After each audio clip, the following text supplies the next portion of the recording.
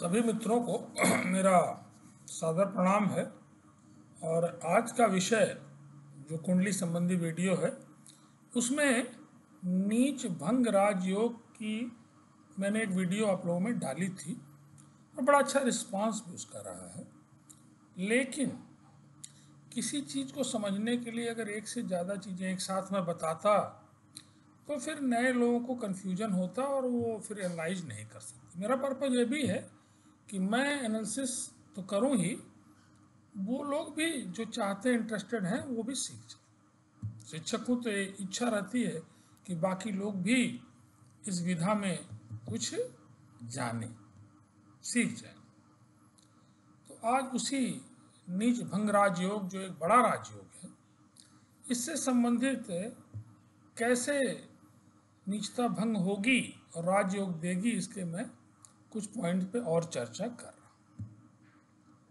एक तो हमने पॉइंट बताया ही था आपको, जो बड़ा इजी है समझना, कि जो ग्रह नीच का है जिस भाव में, और उसी भाव में उसका भावपति मतलब जिसका वो घर है अगर उपस्थित है, तो फिर ये नीच भंग राजयोग उसको मिलेगा।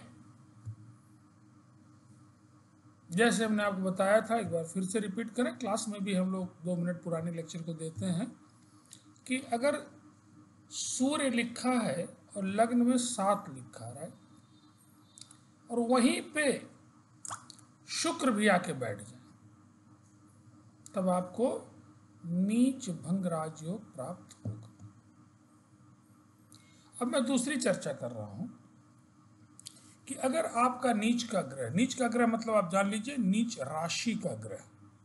फिर से क्लियर कर दूं, नीच राशि, हर एक ग्रह की अपनी नीच राशि और उच्च राशि, कई वीडियोस में चर्चा होती रहती। जैसे सूर्य अगर 1 लिखा है तो मेष राशि का सूर्य उच्च का है, और अगर 7 लिखा है तो तुला राशि का सूर्य क्या कहलाएगा? नीच का कहलाएगा, किसी भी ग्रह का। तो हर एक ग्रह में आप देखेंगे कि उच्च की राशि है और नीच की राशि।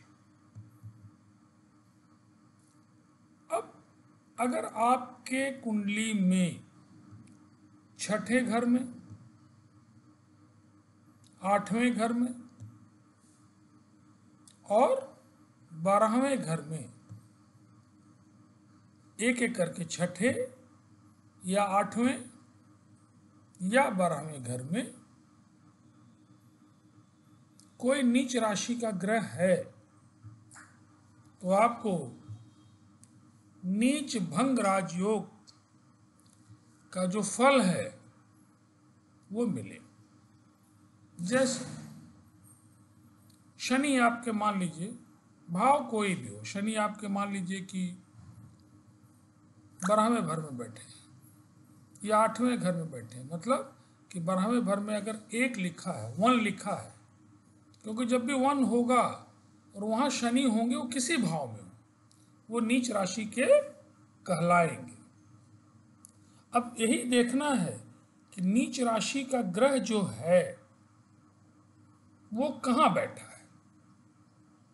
अगर वो 6ठे में बैठा है, सूर्य आपके नीच के हैं, आप जानते हैं कि तुला राशि के सूर्य नीच के हैं, तो आप देख लीजिए लग्न से ऊपर से कि आपके 6ठे भाव में क्या 7 लिखा है, तो नीच की राशि है। और ये नीच की राशि वाला सूर्य अगर आपके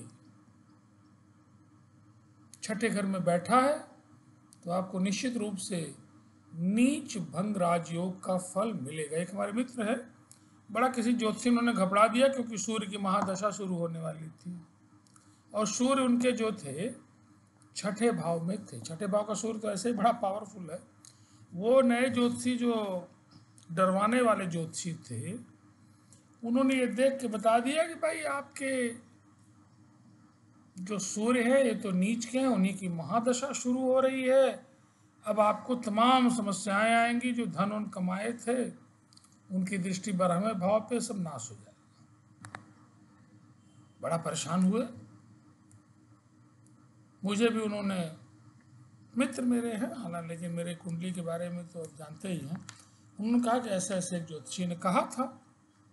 मैंने कहा अच्छा देखें जरा। देखा मैंने तो उनका ये नीच का सूर्य उस छठे भाव में था।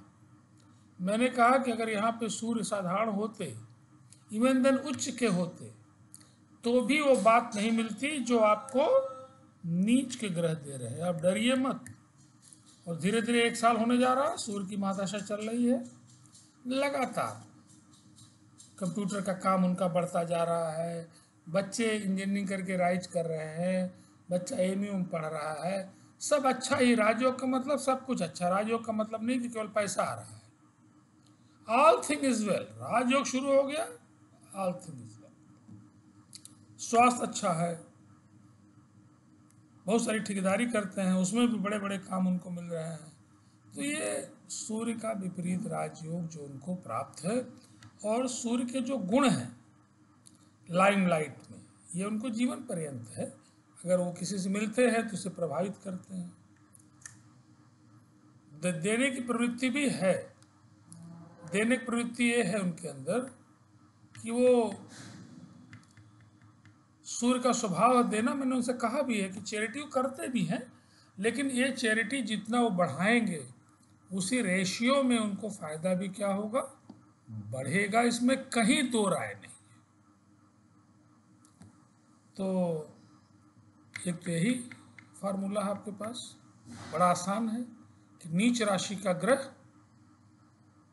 छठे में, आठवें में या 12वें भाव में है, तो निश्चित रूप से आपको एक बड़ा राजयोग आपको प्राप्त है। वो है नीच भंग राज। दूसरी चीज कि अगर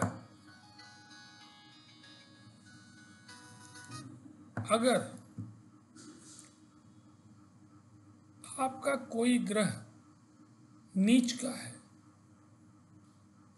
और उसके सामने ही कोई ग्रह फिर से नीच का आ जाए, तो आप जानिए कि नीचता एक दूसरे को क्या करेगी, भंग करेगी। और वो भी नीचता का जो प्रभाव है वो नहीं प्राप्त होगा। मीन्स कि अगर आपके सूर्य नीच के हैं और 7th हाउस में हैं और लग्न में मान लीजिए शनि नीच के आ गए, तो सूर्य और शनि दोनों के ही जो प्रभाव हैं, लोहा लोहे को काटता है, उसी हिसाब से शनि के जो दुष्प्रभाव होंगे या जो सूर्य के दुष्प्रभाव होंगे, दोनों खत्म हो जाएगा। किसी भी भाव में भाव संबंधी तमाम बातें वो तो हैं अपनी जगह, जिस भाव में है उससे संबंधित तमाम चीजें देंगे, लेकिन कुंडली में कहीं पर भी है तो कहीं न कहीं आपको राजयोग मिलेगा। कब मिलेगा? जीवन पर्यंत मिलेगा। मुख्य रूप से ज्यादा कब मिलेगा?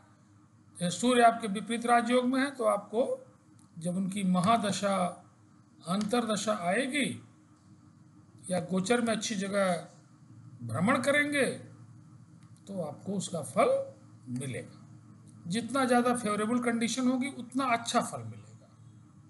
राजयोग में कोई एमएलए है, कोई एमपी है, कोई मिनिस्टर, राजयोग में कोई ना पीसीएस है, कोई आईएएस है, कोई आईएएस होने के बाद भी एस जयशंकर बन रहा है। एस जयशंकर जी की जो कीमत है, डोभाल साहब की जो कीमत है, या बहुत सारे आईएएस हैं जिनकी जो कीमत है वो क्या किसी साधारण आईएएस जो पास किया नहीं है। कारण वही है कि उनकी कुंडलियों में राजयोग सर चढ़ के बोल रहा है। एस जयशंकर साहब का तो संपर्क नहीं है, नहीं तो मैं कहता कि कुछ तो है कुंडली में, कुछ तो है, देखना होगा कुछ तो मेरे ख्याल से आपको समझ में आया होगा। और अगर आपकी कुंडली में है एंजॉय, तो बहुत बहुत धन्यवाद। और चूँकि एक फ़ोन आ रहा है, अब मैं वीडियो को ही समाप्त कर रहा हूँ। बहुत बहुत सबको मेरा नमस्कार है। मेरी गुरुदक्षिणा नवरात्र में सबसे बड़ी गुरुदक्षिणा क्या है? चैनल को सब्सक्राइब, शेयर, लोगों को बताएं, ये मेरी सबसे बड़ी गुरुदक्षिणा है। और अगर आपको मन कहता है कि मैं किसी प्रोफेशनल दिल्ली वाले ज्योतिष न करके टीवी वाले, और क्योंकि उनके पास तो दुकान इतनी चल रही समय नहीं है, और मुझसे चाहते हैं कि आप एनालिसिस करवाएं, तो नो डाउट मैं एक कुंडली में समय लगाता हूँ। समय लगाने के बाद जितनी मेरी पावर है, शक्ति है, मैं इस्तेमाल करते हुए आपकी एनालिसिस करूँगा। और इन्हीं सूचनाओं के साथ कुंडली को बंद कर रहा हूँ। बहुत बहुत धन्यवाद है आप लोगों को।